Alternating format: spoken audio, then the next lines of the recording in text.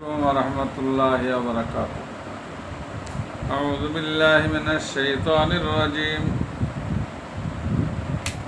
بسم الله الرحمن الرحيم. اللهم صل على سيدنا ونبينا وصفينا وحبيبنا مولانا محمد وعلى آله وصحبه وبارك وسلم. الحمد لله. সমস্ত তারিফ ও প্রশংসা সেই মহান আল্লাহ তাআলার জন্য। তারপরে পরে আল্লাহ তাআলা যে নবীজির উসিলায় আমাদেরকে বিশ্বজগতে পাঠিয়েছেন, সে নবীজির উপরে শত কোটি দরুদ ও সালাম বর্ষিত হোক। সকলে বলে যে আল্লাহুম্মা আমিন সাল্লাল্লাহু আলাইহি ওয়াসাল্লাম। অন্যান্য নবী আলাইহিস সালাম গণের আমাদের নবীজির উম্মত হওয়ার দোয়া করেছিলেন। আমরা দোয়া না করলেও তিনি যে আমাদেরকে মেহেরবানি করে নবীজির উম্মত করে পাঠিয়েছেন, সেজন্য আল্লাহর কাছে শুকরিয়া আদায় করি। বলেন আলহামদুলিল্লাহ। গত পর্বে আমি 59 পর্ব আলোচনা করেছি হযরত নবী করিম সাল্লাল্লাহু আলাইহি ওয়াসাল্লামের জীবনী। আজকে 60 পর্ব আলোচনা করব। আউযু বিল্লাহি মিনাশ শাইতানির রাজিম। বিসমিল্লাহির রহমানির রহিম।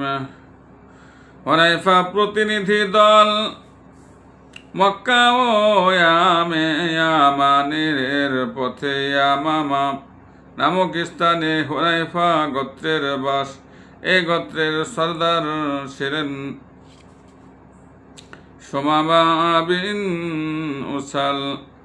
এক অভিযানে তিনি মুসলিম বাহিনীর হাতে ধৃত হয়ে মদিনায় নিত হন।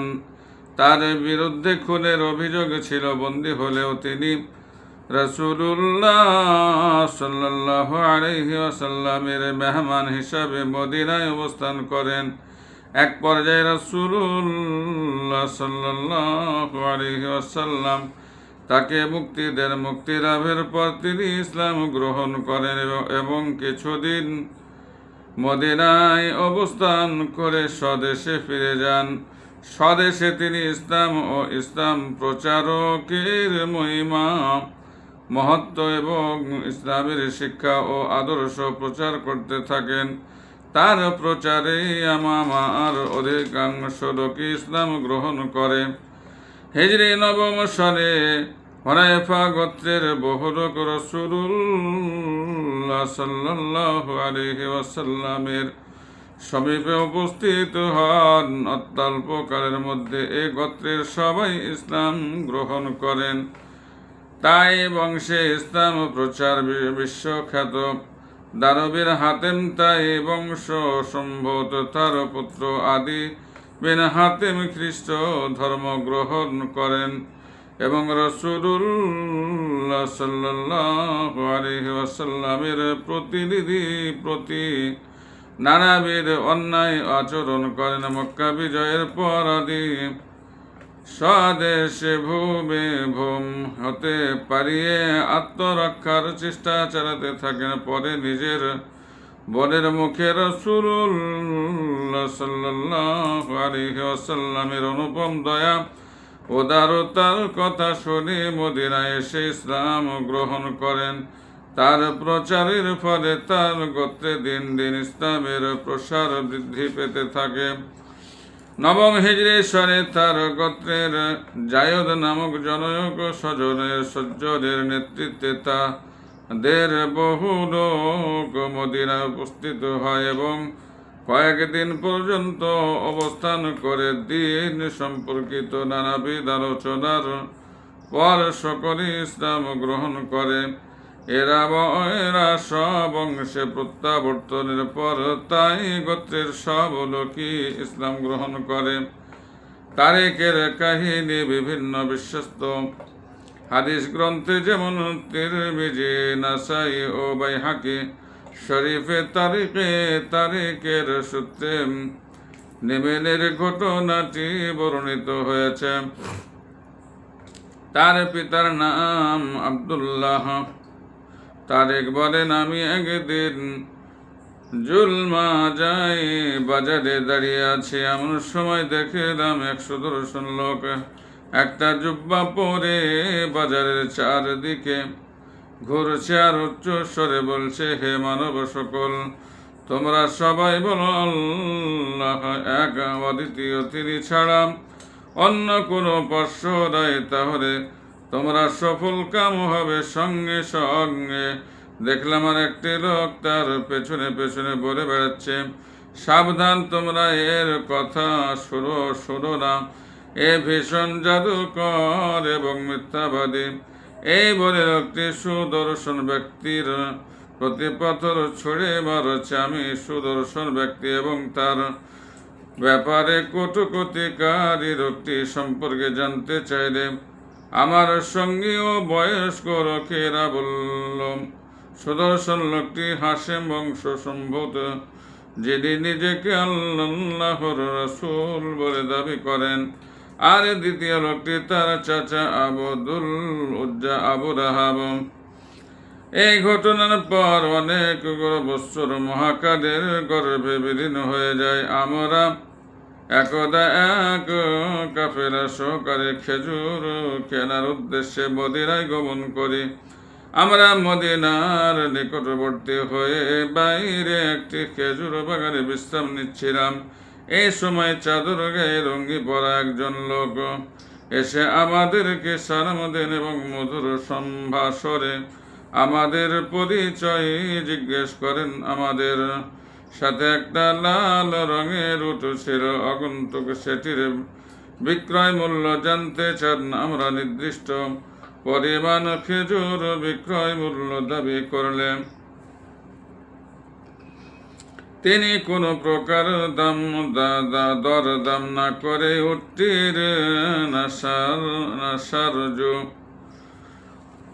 ধরে নগর অভিমুখে চলে যান। তিনি চলে গেলে আমাদের চৈতন্য হলো। আমরা পরস্পরে বরাবরি করতে মূল্য নিলাম না, আর লোকটির পরিচয় জানলাম না।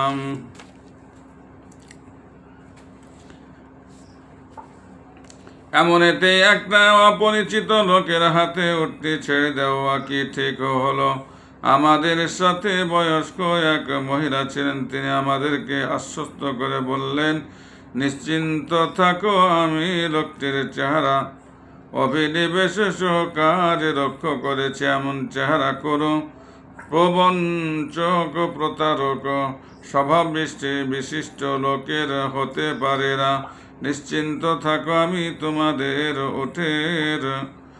ওটের মূল্যের জন্য দায়ী থাকলাম। কিছুক্ষণ পরেই নগরীর দিক থেকে এক লোক এসে বলল, আমি রাসূলুল্লাহ সাল্লাল্লাহু আলাইহি ওয়াসাল্লামের নিকট থেকে এসেছি। ওটের মূল্য বাবদ খেজুরগুলো আপনারা ওজন করে নিন, আর এগুলো তিনি আপনাদের খাওয়ার জন্য উপটোকন স্বরূপ প্রেরণ করেছেন। আপনারা এগুলো গ্রহণ করলে তিনি বিশেষ খুশি হবেন। এরপর যথাসময় আমরা নগরে গমন করি। মসজিদের নিকট উপস্থিত হয়ে দেখলাম আমাদের মহাত্মা মেম্বারে দাঁড়িয়ে লোকদেরকে উপদেশ দিচ্ছেন। আমরা তার উপদেশ বাড়ির শেষের কথাগুলোই শুনতে পাই। তিনি বলছেন, হে লোক সকল, নিঃস্ব অভাবগ্রস্তদেরকে সাহায্য করো, এটা তোমাদের জন্য বিশেষ কল্যাণকর। মনে রাখো, রেখো, উপরের দাতার হাত নিচের গ্রহিতার হাত হতে উত্তম। তিনি আরো বললেন, পিতামাতা এবং আত্মীয় স্বজনকে প্রতিপালন করো।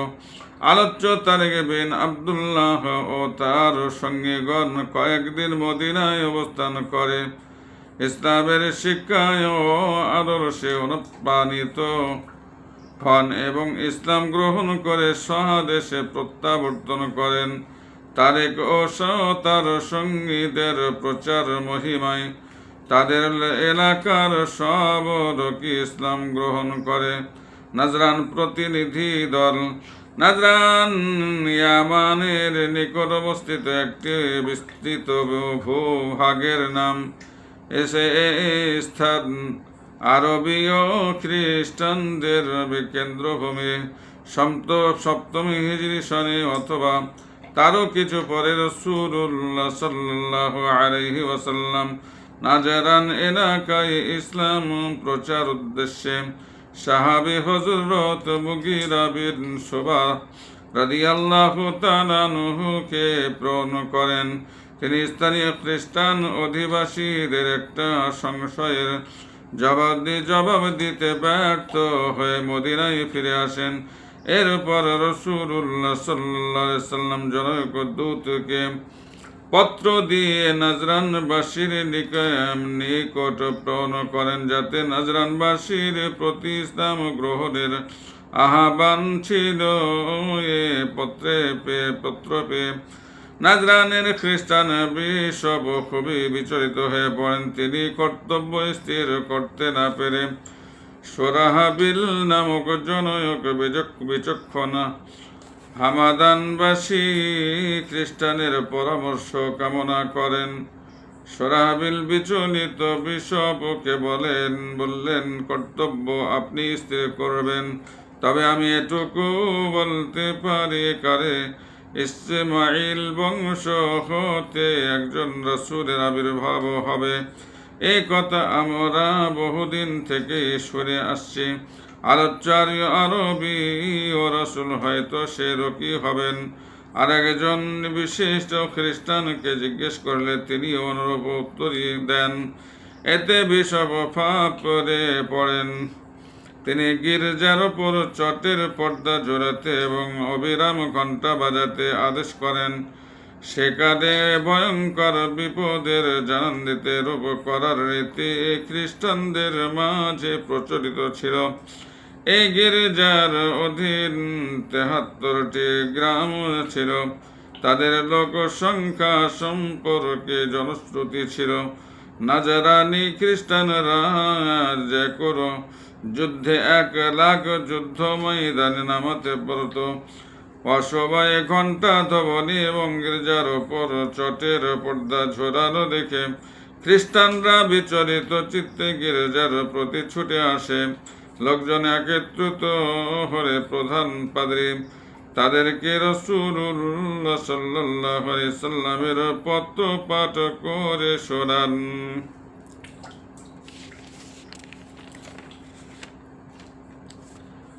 পত্র পাঠান্তে দীর্ঘ আলাপ আলোচনার পর সিদ্ধান্ত হয় প্রধান বিশপ ও যাজকগণ বিশিষ্ট ব্যক্তিবর্গকে নিয়ে অবিলম্বে মদিনাভিমুখে যাত্রা করবেন। তারা মদিনায় উপস্থিত হয়ে মুহাম্মদ সাল্লাল্লাহু আলাইহি সাল্লাম ও তার প্রচারিত দ্বীন সম্পর্কে তথ্য উপাত্ত সংগ্রহ করে পরবর্তী কর্তব্য স্থির করবেন। সে মতে ৬০ জন যাজক ও বিশিষ্ট ব্যক্তির এক প্রতিনিধি দল নবম হিজরি সনে মদিনায় উপনীত হন। এ প্রতিনিধি দল আসর নামাজের সময় মদিনায় মসজিদে নববীতে পৌঁছেন এবং সেখানে উপাসনার অনুমতি প্রার্থনা করেন। এতে সাহাবায়ে কেরাম আপত্তি করা সত্ত্বেও রাসূলুল্লাহ সাল্লাল্লাহু আলাইহি সাল্লাম নাজরান প্রতিনিধি দলকে মসজিদে উপাসনার অনুমতি দেন। তারা নিজেদের ধর্মীয় রীতিতে পূর্ব দিকে ফিরে উপাসনা সম্পন্ন করে। এই প্রতিনিধি দলের সাথে আগত প্রধান বিশপ আইহাম এবং প্রধান পুরোহিত আগমনকারী রাসূলুল্লাহ সাল্লাল্লাহু আলাইহি সাল্লামের সাথে মুআমালা আনা বা করার বদমতলব এটা আসে, আমি মিথ্যাবাদী হয়ে আমার অপর লানত হোক। একে অন্যকে বলে লানত করাকে পরিভাষায় মুলআনা বলা হয়, কিন্তু রাসূলুল্লাহ সাল্লাল্লাহু আলাইহি সাল্লামের চেহারা দর্শনেই তাদের বুক কেঁপে ওঠে। তারা পরস্পরে বলাবলি করতে লাগলো, মুলআনা করে কাজে নেই, ইনি প্রকৃতই আল্লাহর রাসূল হলে আমাদের সর্বনাশ হবে। নাজরান প্রতিনিধি দল রাসূলুল্লাহ সাল্লাল্লাহু আলাইহি সাল্লামের সাথে দ্বীন ধর্ম সংক্রান্ত অনেক আলাপ আলোচনা করে দীর্ঘ আলোচনায় তারা নিশ্চিত হয় যে এ বিষয়ে সুবিধা করা যাবে না।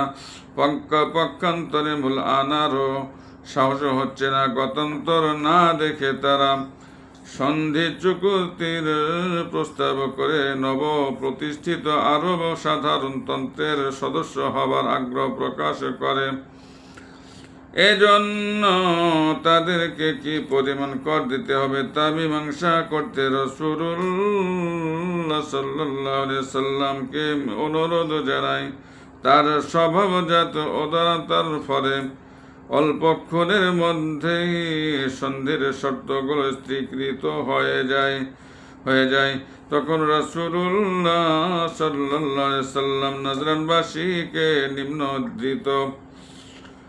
নিম্নোদ্ধৃত বিষয়বস্তু সম্বলিত একখানা সনদপত্র লিখে দেন। রাসূল মুহাম্মাদের প্রতিজ্ঞা সম্ভাব্য সকল পন্থায় আমরা তাদেরকে নজরানি নিরাপদ রাখব। তাদের দেশে তাদের বিষয় সম্পত্তি, ধন সম্পদ, ধর্মীয় যাবতীয় আচার অনুষ্ঠান পূর্ববৎ অক্ষুণ্ণ থাকবে। তাদের সামাজিক আচার ব্যবহার বিশেষগত শতাধিকার এবং ধর্মীয় সংস্কারে কোনো প্রকার হস্তক্ষেপ করা হবে না। অল্প বিস্তর যা কিছুই তাদের আছে সবই তাদের থাকবে। মুসলমানগণ অর্থ বিনিময় ব্যতীত নাজরানীদের থেকে অন্য কোনো প্রকার উপকার গ্রহণ করতে পারবে না। তাদের থেকে অসুর ফসলি কর আদায় করা হবে না। তাদের দেশের মধ্য দিয়ে সৈন্যচারণা করা হবে না। তাদের কোনো ধর্মযাজক পুরোহিতকে পদচ্যুত করা হবে না। কোনো সন্ন্যাসীর সাধনায় বিঘ্ন সৃষ্টি করা হবে না। যাবত প্রতিপক্ষ শান্তি ও ন্যায়ের মর্যাদা রক্ষা করে চলবে তাবতে সনদের শর্তগুলো সমভাবে বলবৎ থাকবে। তারা অত্যাচারী বা অত্যাচারিত না হোক। নাজরান প্রতিনিধি দল স্বদেশে প্রত্যাবর্তনের পর তথাকার প্রধান বিশপের চাচাতো ভাইয়ের সব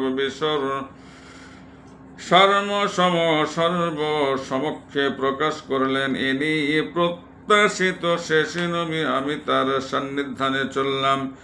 এই বলে সর্বস্ব ত্যাগ করে তিনি মদিনায় এসে ইসলাম গ্রহণ করেন। নাজরানের গির্জায় একজন তপস্যামগ্ন সন্ন্যাসী ছিলেন। তিনিও পাদ্রীদের মুখে সব কথা শুনে মদিনায় ছুটে ইসলাম গ্রহণ করেন। এসব মনীষীর প্রচারণায় দিন দিন নাজরান অঞ্চলে ইসলামের প্রসার হতে থাকে। এভাবে দাওস, আসাদ, কেন্দা, আশআর, হিমাইয়ার প্রভৃতি আরবের প্রাচীন সম্ভ্রান্ত গোত্রের পৌত্তলিক খ্রিস্টান ও অগ্নিপূজকদের অধিকাংশই রাসূলুল্লাহ সাল্লাল্লাহু আলাইহি ওয়াসাল্লামের সমীপে দূত বা প্রতিনিধি দল প্রাণপূর্বক ইসলাম গ্রহণ করে। অবশিষ্ট কিছু গোত্র সন্ধিসূত্রে আবদ্ধ হয়ে করদানে স্বীকৃত হয়। কালক্রমে এরাও ইসলামের মাহাত্ম্যে আকৃষ্ট হয়ে মুসলমান হয়ে যায়। এখানে শেষ করলাম। আসসালামু আলাইকুম ওয়া রাহমাতুল্লাহি ওয়া বারাকাতুহু।